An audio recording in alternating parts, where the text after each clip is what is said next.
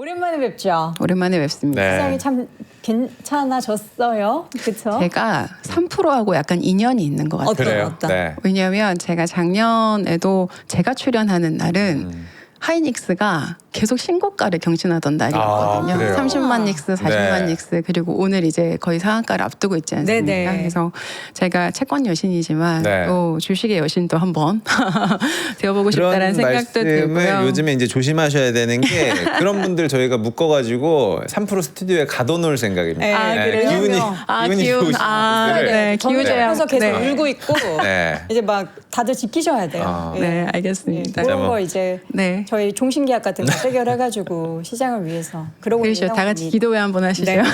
네, 사실 저희가 이번 주 빅테크 실적도 굉장히 중요했는데 시장의 가장 큰 관심은 어떻게 보면 금리의 향방이었거든요. 맞아요. 사실 뭐 이번에 다 예상했던 대로 나오긴 했는데 야 이거 앞으로 하반기에 이것도 모르겠다라는 물음표는 남겨졌습니다. 전반적으로 좀 어떻게 보셨어요, FOMC? 일단 오늘 우리에게 필요한 건 FOMC가 기준금리를 뭐 앞으로 몇 번 인상할 거냐, 네. 언제 인상할 거냐, 뭐 이런 것보다는 일단 어제의 FOMC를 다시 한번 좀 해석해보는 해설판이 필요한 것 같아요. 네. 왜냐하면 어제 FOMC 끝나고 나서 시장에서의 반응은 약간 반반이었습니다. 반반. 어떻게 반반이었냐면 아무런 메시지가 없었다. 케빈 워시는 물가를 잡을 의지도 별로 없는 것 같다. 얘는 아직 뭔가 확실한 수단이 없는 것 같다. 네. 그러니 당분간 동결을 지속할 것이다. 이렇게 해석하는 파가 있고요. 네. 나머지는 어떤 분이냐면 지금 케빈 워시는 이미 방향성을 제시를 했다. 보여주고자 하는 키워드도 제시했다. 서서히 하반기에는 드러날 것이다 라는 쪽이에요. 근데 저는 사실 후자 쪽을 좀 지지를 하고 싶습니다. 그래서 오늘 네. 그 얘기를 좀 하고 싶은데요. 네. 일단 그러면 케빈 워시가 무슨 얘기를 했냐, 그러니까 무슨 말을 했길래 뭐가 중요하다고 생각하는 거냐 좀 살펴보면 일단 첫 번째는 선제적인 안내는 이제 연준 정책을 제약한다라고 얘기했어요. 네. 지난번 첫 번째 등판 때 점도표에 점을 찍지 않았죠? 그렇죠. 그리고 이번에는 선제적 안내는 연준의 정책을 제약한다라고 얘기를 했습니다. 그러면서 무슨 얘기를 했냐면 앞으로 시장은 심판을 보게 하는 것이 아니라 네. 볼을 보게 만들겠다. 즉 공을 관찰하게 만들겠다라고 얘기했어요. 그게 무슨 말이냐면 네. 지금까지는 연준이 뭔가 포워드 가이던스를 제시하고 뭔가 경기에 대한 판단, 속도에 대한 이야기, 금리 레벨에 대한 이야기들을 하는 것들을 일종의 심판의 역할로서 좀 중장기적인 모멘텀을 중심으로 계속 이제 시장에서는 그걸 모니터링했다면 쉽게 말해 이제는 점도표 보지 마라라는 얘기예요. 앞으로는 앞으로 한 6개월 정도의 데이터 트렌드만 보고 관찰하겠다. 근데 그 데이터도 우리는 연준의 본연의 업무인 물가를 중심으로 보겠다라고 네. 얘기를 한 겁니다. 그래서 지금 첫 번째 페이지 보시면 제가 코어 PC 물가 상승률 추이를 가지고 왔어요. 네. 지금 보면 전반적으로 물가가 2026년 이후로 해서 약간 우상향하는 모습들을 보이고 있죠.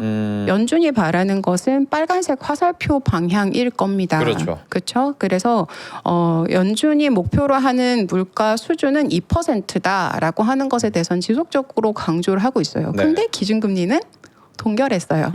그래서 시장에서는 에이 뭐 방법이 없나 보네. 아니면 기준금리 인상을 진짜 진심으로 하고 싶은 건 아닌가 보네. 얘는 뭔가 아직은 뭔가 준비가 안 됐네. 이런 식으로 해석을 한 겁니다. 네. 근데 여기에서 무슨 이야기를 했냐면 2%대 인플레이션을 달성하는 것에서 금리 인상만이 유일한 해결책은 아니다.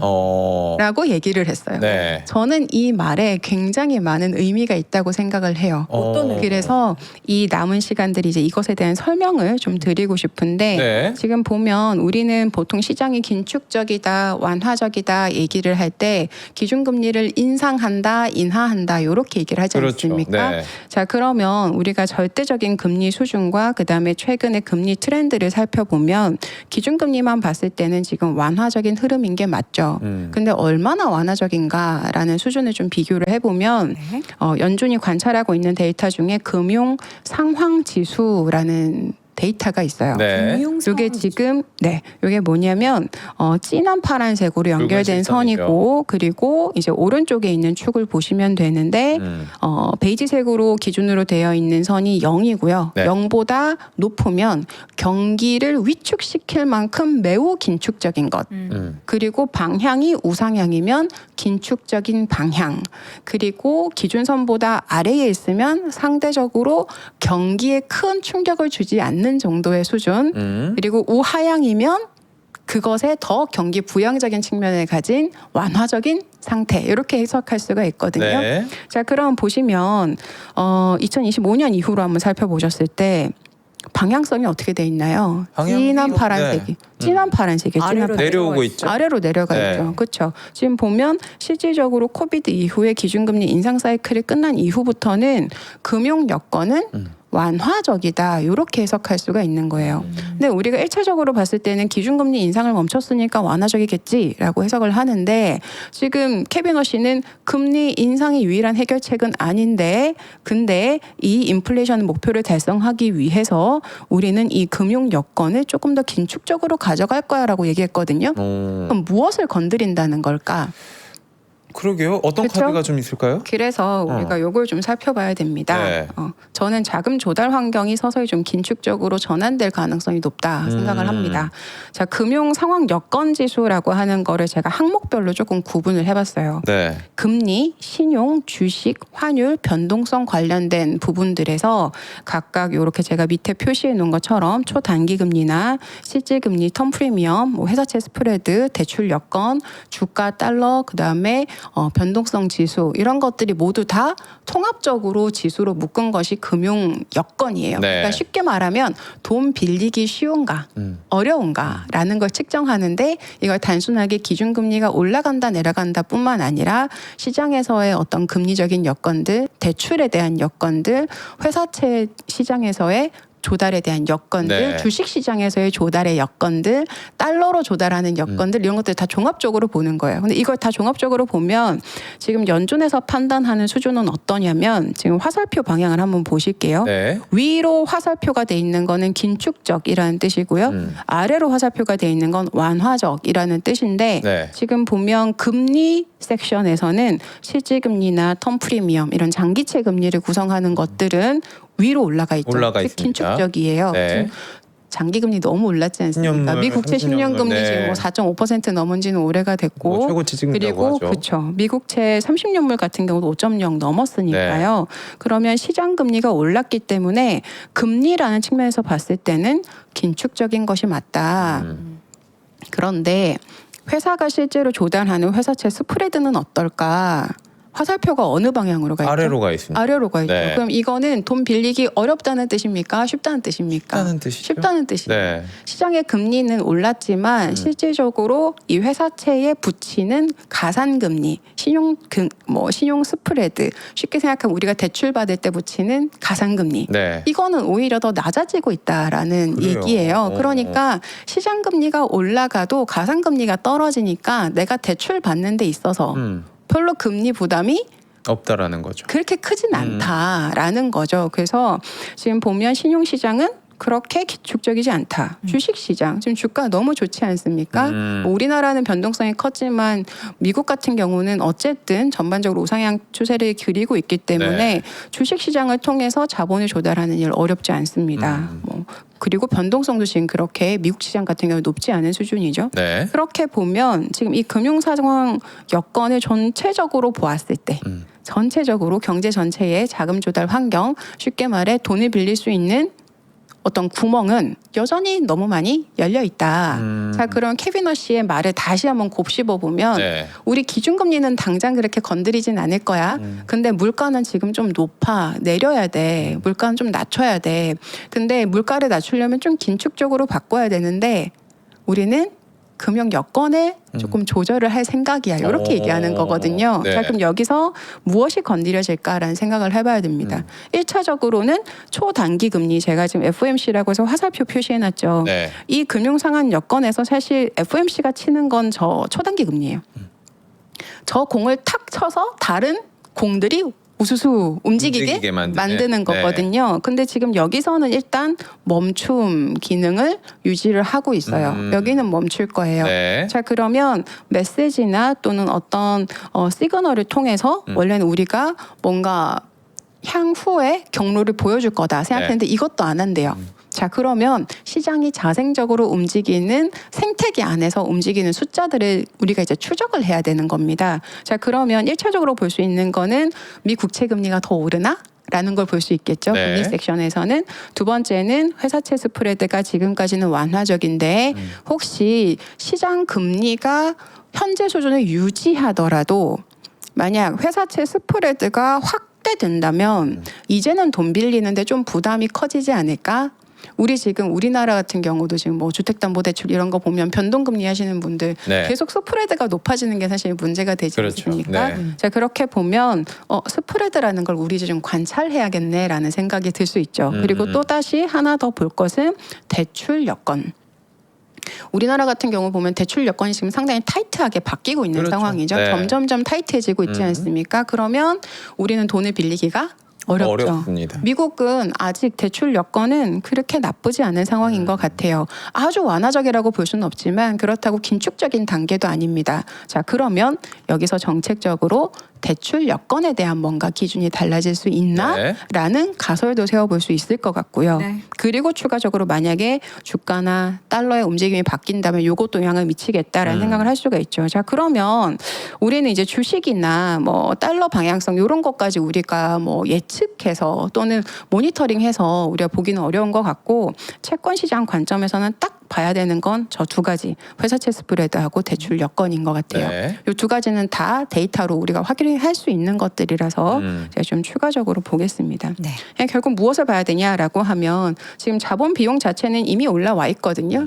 근데 지금 회사채 스프레드는 아직 축소가 되어 있기 때문에 여기가 약한 고리가 아직 무너지지 않은 겁니다. 네. 자, 그러면 여기서 약한 고리가 혹시 움직이나? 라고 하는 걸 첫 번째 레벨로 보셔야 될 것 같고요. 두 번째는 만약 회사채 스프레드까지 확대가 된다고 가정할 때 그랬을 때 만약 네. 이게 증시 충격까지 이어질까? 즉 증시에서 자금 조달을 하는 여건들도 어려워질까? 이걸 봐야 되는 네. 거죠. 그래서 우리는 1차적으로는 약한 고리 1번을 좀 관찰하자. 그래서 은행 대출 기준이나 또는 회사채 스프레드, 특히 회사채 스프레드 중에서도요. 우리가 투자 등급, 투기 등급 이렇게 나눌 수가 있는데 우리가 알고 있는 하이퍼스케일러들 지금 연간으로 대략 한 2천억 달러 네. 정도 지금 매 연마다 회사채를 네. 발행을 하고 있어요. 가늠이 안 되는. 그렇죠. 숫자 반음이 한 2천억 300조 원 정도 네. 되더라고요. 그러니까 지금 미 국채가 1년에 순 발행되는 거. 그러니까 빚 갚고 매 연마다 늘어나는 빚이 대략 한 3조 달러 정도 된다고 네. 하거든요. 그러면 그 3조 달러에 대략 한 7% 내지는 8% 정도. 그러겠네요. 네. 나라가 매년 늘리는 빚의 한 7, 8% 정도를 지금 하이퍼스케일러들이 계속 더 채권을 발행해서 빚을 늘린다. 이렇게 생각하시면 됩니다. 이게 지금까지는 회사채 스프레드에 크게 부담을 주지 않았어요. 근데 만약 지금 이 우리 데이터 센터라든가 또는 네. 이런 캐펙스 투자에 비중이 점점 늘어난다는 가정을 할 때 지금 고즈만삭스가 전망하고 있는 것은 올해는 2천억 달러를 채권을 발행하고 회사채 하이퍼스케일러들이 캐펙스 투자를 위해서 발행하는 채권만 얘기하는 네. 겁니다. 이런 것들은 만기가 초장기거든요. 30년, 50년, 100년짜리인데 이런 게 지금 올해는 2천억 달러, 내년은 2,500억 달러, 그리고 후년은 4천억 달러라고 지금 전망을 하고 있거든요. 그럼 2년 뒤에는 채권 발행량이 2배가 늘어난다는 소리예요. 네. 쉽게 생각하면 갑자기 시장에 되게 만기가 긴 채권들이 막 쏟아지는 거예요.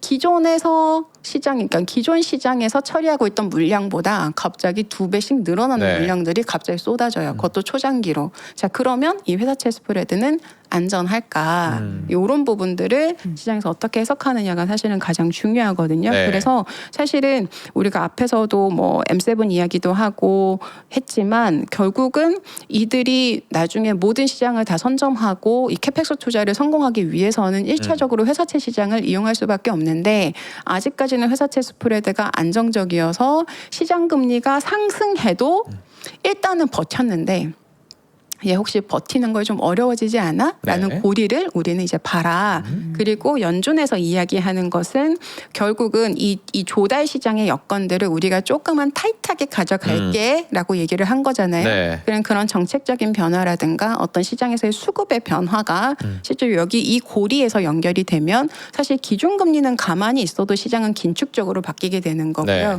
그게 사실은 경기 전반적인 아까도 여기서도 보여드렸지만 이러한 금융 상황 여건이 결국은 투자나 소비나 고용, GDP, 물가에 영향을 미치기 때문에 요 과정들을 보겠다라는 것을 지금 연준은 이야기를 한 겁니다. 네. 그러니 연준은 지금 짧은 게임을 하겠다는 게 아니죠.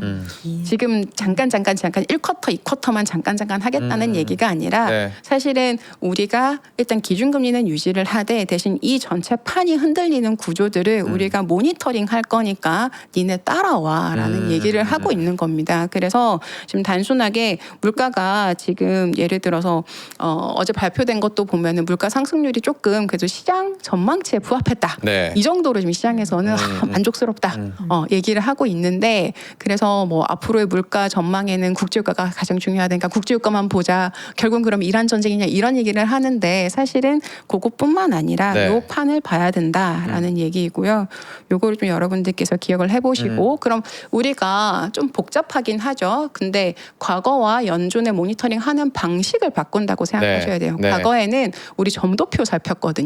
지난 분기에는 점이 여기에 집중됐고 맞아요. 요거 지금 몇 개 위로 올라갔네 몇 개 아래로 내려갔네 그거 봤는데 이제 그거 보지 말고요.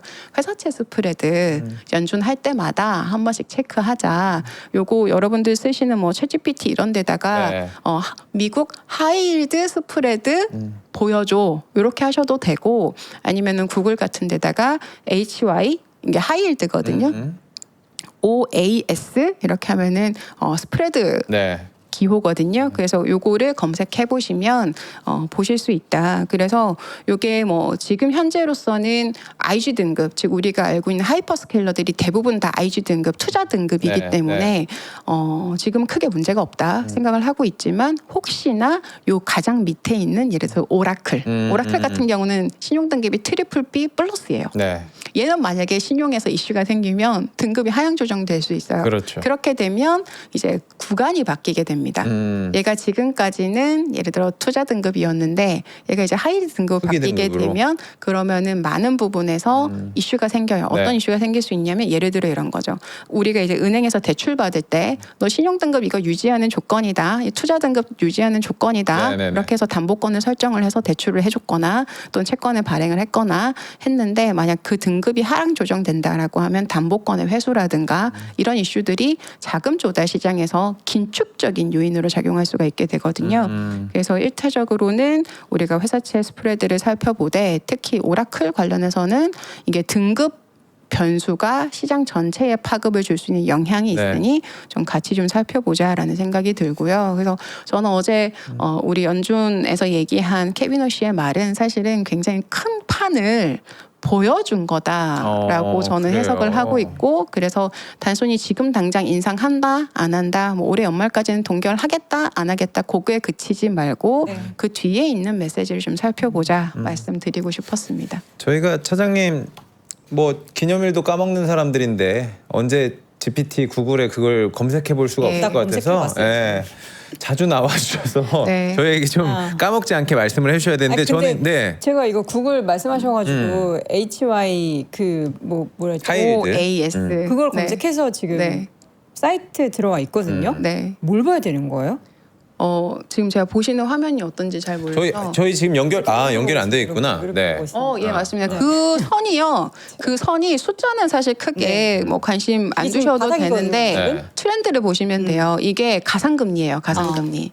우리 은행 대출 받을 때 가상금리 높은 게 좋습니까? 낮은 게 좋습니까? 금리요? 네. 대출 받을 때 가상금리. 저희는 당연히 낮은 게 그렇죠. 좋아야죠. 그렇죠. 우리 가상금리 낮추려고 막 은행 카드도 가입하고 네. 사람들 저는 보험도 가입했거든요. 애도 한 명 더 납니다. 맞습니다. 그거 금리 도움 됩니다. 낮추려고, 예. 그런 것처럼 저 숫자는요. 지금 보시는 차트는 우하향이면 좋다 이렇게 생각하시면 됩니다. 이게 상승 추세로 바뀌게 되면 단순히 상승했으니까 문제이냐라고 네. 아니고 게 아니고 만약 상승 추세로 바뀌게 되면 우리가 눈에 보이는 차트 있죠. 예를 들어서 3년 기간, 5년 기간에 대충 얼추 눈으로 중간 정도 수준을 우리가 감을 잡을 수 있잖아요. 네. 그럼 그 평균 정도 수준보다 더 높아지는가 낮아지는가 그리고 중요한 건 속도입니다. 그래서 혹시 우리가 차트도 우리 V자 반등 좋아하잖아요. 좋아하긴 합니다. V자에 의해서 가파를수록 좋거든요. 그런 것처럼 여기서는 만약에 반등이 V자가 굉장히 가파르게 나타난다라고 하면 이거는 시장에 문제가 생기는 거구나 이렇게 보시면 됩니다. 그래서 이 차트는 한 번씩 한번 검색해 보시면 좋을 것 같고 이제 그게 어려우시다면 제가 FOMC 있을 때마다 한 번씩 이렇게 좀 리뷰하는 좋습니다. 차원에서 지금 제가 이 표로 보여드렸던 데이터들은 하나씩 좀 돌려가면서 현재 요 지표는 요런 수준, 요 지표는 요런 수준. 예를 들어서 은행 대출 기준은 지금 뭐 여전히 뭐 완화적이다 아니면 좀 긴축적으로 바뀌었다 그런 것들의 데이터를 좀 업데이트를 해드리도록 하겠습니다. 저 그 4페이지에 네. 그걸 보면서 저도 오늘 설명을 들으면서 아 그럴 수 있겠구나라고 생각을 하지만 문득 의문점이 드는 게 차장님. 그러니까 결국에는 지금 연준이 선제적인 어떤 예방책보다는 후행적 관리를 한다라고 생각이 되기도 하고요. 네. 그리고 금리보다는 다른 부분들을 모니터링하면서 저는 약간 소극적 개입이 아닌가라는 생각이 들거든요. 근데 트럼프 대통령이 원한 건 이게 아니었을 수도 있을 네. 것 같아요. 네. 어떻게 생각하세요? 사실 지금 앵커님께서 정확한 지적을 해주셨어요. 나 약간 모범생이라니까 아. 이런 부분들. 요즘 채권 실력이 늘셨어요. 그래 늘었어요. 네. 네. 뭐냐면 제가 지난번에도 말씀드렸던 것 같은데 이번 캐비너시의 연준과 신현송 한국은행 총재의 네. 한국은행은 컬러가 완전히 바뀌었다. 근데 뭐냐면 이제는 작은 중앙은행을 지향한다입니다. 네. 일단 오늘 이제 한국은행은 차치하고요. 일단 연준만 이야기를 하면 캐비너시가 계속 이야기하는 것들 예를 들어서 QE 이런 거 이제 그만해야 된다 얘기해요. 그렇죠? 그리고 우리 이제 점도표 안 찍는다 네. 얘기합니다. 그게 뭘까요? 중앙은행의 본연의 업무에 집중하겠다라는 얘기예요. 그러니까 네. 우리가 비전통적인 방식으로 예를 들어서 통화 정책을 실행했던 것들 또 중앙은행의 본연의 업무를 넘어선 통화 이 커뮤니케이션의 어떤 범위 이런 것들에 대해서는 우리는 점점점 권한을 줄여가겠다라는 뜻이거든요. 네. 그게 왜 그러냐면 지난 한 3년 정도의 트렌드를 살펴보시면 이제는 경기의 흐름, 돈의 방향, 정책의 어떤 목표 이런 것들을 추진하는 것들이 사실은 중앙은행의 힘보다는 재정정책의 힘으로 넘어오는 게 전 세계적인 트렌드죠. 그렇죠. 그래서 이제는 재정의 시대라는 단어가 뭐 너무 이제 흔해지는 당연해지는 시기입니다. 그러면 우리가 크게 살펴봤을 때 지난 한 20년 적어도 금융위기 이후부터 지금까지는 뭔가 사건 사고가 터지면 누가 나왔죠? 연준이 나왔죠. 그래서 비전통적인 통화 정책들을 바탕으로 해서 계속 뭔가를 사주고 늘리고 네. 사주고 늘리고 제로금리까지 가고 하면서 이슈를 꺼트려 줬다면 네. 해결을 해줬다면 해결사 역할을 했다면 그래서 심판관이라는 표현을 쓴 거죠. 캐비너시도. 근데 이제 그거 안 한다는 뜻이에요. 대신에 그 주도성은 누구한테 가는 거죠? 정부한테 가는 거죠. 아.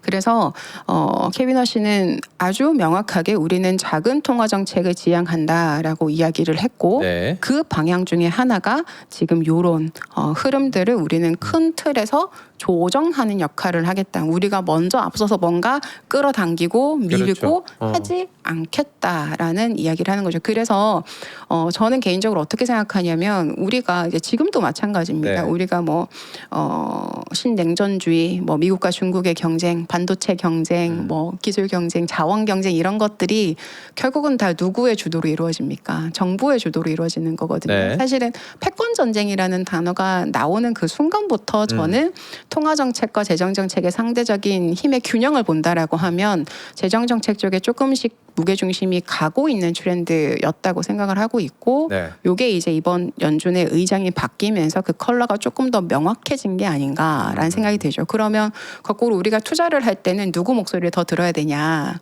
케빈 허씨 목소리도 우리가 무시할 수는 없지만 이런 네. 큰 판을 계속 보여주니까요. 하지만 재정 정책에서 지시하는 방향성에 대해서는 우리가 더 이제 집중을 해야겠다. 그래서 돈의 방향은 그쪽에서 속도는 경기에 대한 속도는 정부 쪽에서 재정 정책 쪽에서 조절할 확률이 조금 더 높다 해서 그쪽에 대한 목소리도 여러분들이 더 좀 주목해서 보셔야 되지 않을까. 저도 그러면 이제 네. 앞으로는 케빈 허씨보다 베센트 장관이 그렇지 나도 지금 베센트 베센트 생각나. 뭐 얘기하는지를 너무 아이고. 중요하죠. 정책 결정권자들의 이야기를 네. 조금 더 집중을 해야 될 것 너무 같고. 중요해지는 베센트는 전쟁 터질 때도 나오고 네. 대통령 뭐 말 그럼요. 수습할 때도 나오고 그럼요. 그런 투자 집행할 역할을. 때도 나오고. 네, 다 나오고. 그러면 이제 투자자 관점에서는 결국에 이제 금리 양방을 가장 우리가 주목했던 건 뭐냐면 네. 우리가 주식을 하고 자산에 투자를 하는데 가장 오를 수 있는 확률은 맞습니다. 유동성의 네. 확장이거든요. 네. 요거는 금리가 가장 어떻게 보면 확실한 카드다 보니까 그러면 금리를 잘 건들지 않고 지금 이런 식으로 힌트를 안 준다고 했을 때 유동성 측면에서는 이게 좋은 얘기는 아닐 것 같다라는 생각도 들거든요. 그렇죠. 과거처럼 비전통적인 방식으로 예를 들어서 급격하게 제로금리까지 낮춘다, 네. 금리를 급격하게 낮춘다던가 또는 자산 매입을 통해서 뭔가 유도를 해주는 정책들은 앞으로는 그렇게 적극적이진 않을 것 같다라는 부분을 생각해야 될 것 같고 이제 그런 맥락에서 보면 결국은 주도권이 정부 재정 정책으로 간다는 건데 그럼 빚을 많이 진다는 소리예요. 네. 정부가 정부 부채를 늘린다는 소리거든요. 그러면 금리는 지금보다 큰 폭으로 낮아질 수 있을까? 우리가 지금 이 자금 조달 환경에서도 보면 궁극적으로 초단기 금리는 당분간 예를 들어 동결 기조를 네. 유지한다고 하더라도 실질 금리나 또는 텀프리미엄 같은 경우는 지속적으로 확대될 수 있는 여건이다. 그러니까 여기서도 긴축의 효과가 나타나고 있는 거죠. 그래서 이런 긴축적인 영향들을 우리 채권 시장은 좀 대비를 해야 된다. 그래서 이제 제가 지난번에도 말씀드렸던 게 중금리 시대다. 맞아요. 네, 네. 그래서 그 중금리를 기준으로 해서 우리가 투자 전략이나 또는 투자 목표 수익률이나 이런 것들을 좀 대비를 하면 더 좋겠다라는 생각이 듭니다. 네. 지금 사실 시장 상황에서 우리가 봐야 하는 부분들이 뭐 물가를 보면서 연준 의장의 발언들을 보면서 이렇게 그동안의 행보를 따라갔다면 네. 이제부터는 차장님 말씀해 주셨던 것처럼 완전 다른 기준으로 이전하고는 다른 기준으로 우리가 바라봐야 되기 때문에 그 적응 기간이 아마 하반기에 계속 있을 것 같아요. 네. 우리가 이제 이거 아닙니다라고 얘기해도 예전에는 이거였어 하면서 시장을 계속 해석하고 바라보는데 그래서 이번에도 해석들이 되게 분분했었던 거거든요. 네. 네, 앞으로는 이제 8월에는 없고 9월 FOMC에서도 이게 뭐 동결을 하게 될지 인상을 하게 될지는 모르겠지만 시장의 해석이 여전히 분분할 거라는 거 그 안에서 여러분들은 오늘 우리 차장님께서 짚어주셨던 내용들을 계속 확인해 보셨으면 좋겠습니다. 오늘 저희가 조금 시간이 여유가 있어가지고 네. 사장님 이게 헤어지기 싫어가지고 좀 시간을 좀 더 보내고 있는데 마지막으로 이제 환율 상황을 저도 요즘에 환율 안 보고 있었거든요. 많이 떨어졌어요. 환율 많이 떨어졌어요. 예, 간밤에는 뭐 네. 1,400 초반대까지 이렇게 온 것 같았는데 지금 1,430원대. 더 어떻게 방향성을 조금 더 내려갈 수 있다고 보세요? 어떻게 보세요? 달러 약세가 급격하게 좀 나타나기는 했죠 최근에. 사실 달러가 약세가 됐다 하더라도 여러분들이 한 1,400 1년치 맞아요. 트렌드를 보시면 예. 이게 원화하고 달러 인덱스는 따로 보셔야 됩니다. 네. 이제는 달러 인덱스만 보면 사실은 그냥 거의 플랫하고요. 백이- 네, 백이에요, 백에 지금. 그냥 네. 딱 붙어 있다고 보시면 네. 되고요. 그래서 원화가 강세가 된 게 달러 약세 때문이야 이렇게 얘기하면은 사실은 조금 비약이 있을 수 있습니다. 대신에 원화가 지금 1,400원대 초반에 갔다라는 거는 일단은 축하할 일인 것 같고. 네. 지금 부담이 조금 많이. 네. 다만 이런 거는 있죠. 그러니까 원화의 환율을 결정하는 요소가 과거에는 우리가 무역 수지를 기준으로 하지 않았습니까? 네. 우리가 무역이 늘어나고 수출이 늘어나고 하면은 환율이 쭉 떨어지고 그렇죠. 그리고 이제 이런 뭐 무역이 줄어들면은 환율이 오르고 약간 네. 이런 트렌드가 있었는데 이제는 자본 수지에 따른 민감도가 훨씬 커졌죠. 그게 무슨 말이냐면 네. 우리 여러분들 투자하시는 거랑 똑같습니다. 네. 결국 우리가 원화를 가지고 해외 자산을 투자를 하는 그런 규모, 속도 이런 것들이 더 중요해졌다. 그러면 지금 7월 말 환율이 하락한 배경이 우리가 무역 때문일까? 즉 수출이 잘 돼서였을까? 그러면 우리 올해 상반기 동안 내내 너무 수출 좋았어요. 역대급을 계속 찍었던 과정은 어떻게 설명할 거냐 이렇게 볼 수 있는 거죠. 지금은 사실은 삼성전자나 또는 하이닉스의 이제 그 뭐냐 ADR? 법인세 조기 납부 관련해 가지고 아마 환전 수요가 있을 거다라는 아하. 기대감. 이게 8월 납부로 제가 알고 있거든요. 네. 그래서 기대감 그다음에 하이닉스의 ADR ADR, 환전 네. 수요. 그러니까 결국은 그런 이제 자금 시장에서 나타나는 수요의 변화가 저는 환율의 강세를 이끌었다, 즉 원화의 강세를 이끌었다 네. 생각을 하고요. 그래서 이건 그냥 제 추측인데요. 8월까지 아닐까. 이렇게 안정세로 네, 내려가는 거는 3,400원대로 어, 내려가는 거. 9월 다시 이후부터는 방향성을 좀 다시 달라지지 않을까. 왜냐하면 첫 번째 앞서서 우리가 서영재 과장님하고도 말씀을 나눴는데요. 여러분들 지금 국장이 이렇게 막 변동성이 커질 때 여러분들 국장에 대해서 여전히 우리 너무 나는 국장밖에 없어 하실 건지 아니면 조금씩 그래도 내가 투자했던 자금의 일부는 미국으로 조금 옮겨볼까? 맞아요. 네. M7 좋아진다는데 조금 옮겨볼까라는 생각이 이제 드시잖아요. 그럼 우리 자본이 어떻게 움직일까요? 지금 마침 환율도 1,400원대 초반까지 내려갔겠다. 환전 좀 해볼까 이런 생각이 듭니다. 네. 이게 저는 사실 9월 이후에는 조금 더 트렌드가 형성되지 않을까라는 생각도 좀 들고요. 네. 그리고 지금 이제 법인세 납부라든가 또는 ADR에 따른 자금 유입 이런 것들도 사실은 좀 일시적인 이벤트이기 때문에, 그러니까 매 월마다 지속되는 이벤트가 아니지 않습니까? 그러면 이것을 압도할 만한 또 다른 수급적인 이벤트가 있어야 되는데 그것은 무엇일까? 그걸 아직 저는 조금 발견하지 못했습니다. 그래서 일단 원화는 일단 1,400원대 초반까지 내려온 것은 너무나도 환영한다. 네. 하지만 이게 얼마나 지속될까에 대한 부분들은 조금 고민스럽다. 그러니 여러분들 여름 휴가 가실 때 지금 환전하셔서 1,580원보다는 낫지 않아요? 그렇죠. 네. 네, 즐거운 휴가 보내시고 네. 그리고 환율 트렌드도 또 앞으로 좀 계속 좀 같이 모니터링 해보면 좋겠습니다. 네. 알겠습니다. 자, 오늘 또 우리 채권 여신 고영 차장님과 함께 채권 시장 마지막으로 환율에 대한 방향성까지 한번 이야기 나눠봤고요. 다음 FOMC 때도 모셔보도록 하겠습니다. 말씀 고맙습니다. 고맙습니다. 맞습니다. 자, 16%대 급등을 보다가 13% 보면요. 속상하죠. 상하죠. 예, 고전 대비 지금 3%나 밀렸습니다. 네. 이러면 안 돼요. 예, 윗골이 되면 안 되고요. 아직 한번 볼까요, 차트를? 음봉은 아니네요. 삼성전자도 시초가 대비해서는 올라와 있고 SK하이닉스도 시초가 대비해서는 올라와 있고 여전히 삼성전기는 상하니까 안착해 있고요. 코스피 지수도 시초가 대비해서는 아직은 괜찮습니다. 네. 예, 오후장에도 안 밀렸으면 좋겠어요. 이제 사실 다 월요일에 이러다 또 뭐 이렇게 급등했으니 좀 뱉어내는 거 아니야? 뭐 다들 걱정하시는데 오늘 네. 주말 편하게 보낼 수 있도록 그렇죠. 트럼프 대통령이 아무 일도 없이 이란 쪽에서 아무 일도 없이 아무 일 없는 그런 주말 보내셨으면 좋겠습니다. 저희는 다음 주 월요일 오전 10시에 다시 돌아올게요. 여러분 오늘도 고맙습니다. 고맙습니다.